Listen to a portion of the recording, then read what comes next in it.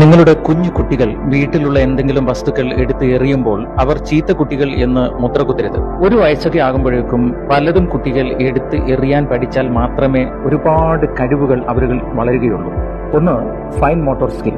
ഒരു വസ്തുവിനെ എടുത്ത് പിടിക്കാനും അത് വലിച്ചെറിയാനും പഠിക്കുമ്പോൾ മാത്രമേ മക്കളിൽ ഫൈൻ മോട്ടോർ സ്കിൽ ഡെവലപ്പ് ആവുകയുള്ളൂ.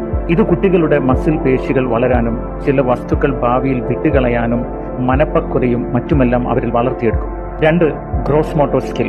പഠനത്തിനും കായികാഭ്യാസത്തിനും ആവശ്യമുള്ള ഗ്രോസ് മോട്ടോർ സ്കിൽ മക്കളിൽ വളരുന്നത് വളരെയേറെ ആവശ്യമാണ്. 3, visual skill.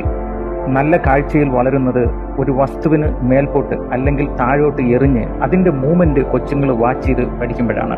4, hand to I coordination. സ്വന്തം കണ്ണും കൈയും ഒരു വിഷയത്തിൽ ഒന്നിച്ച് പ്രവർത്തിക്കുമ്പോഴാണ് നന്നായി എഴുതാനും പഠിക്കാനും കുട്ടികൾക്ക് സാധിക്കുക.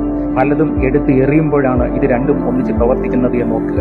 5, കോഗ്നിറ്റീവ് സ്കിൽ. സ്പീഡും അളവും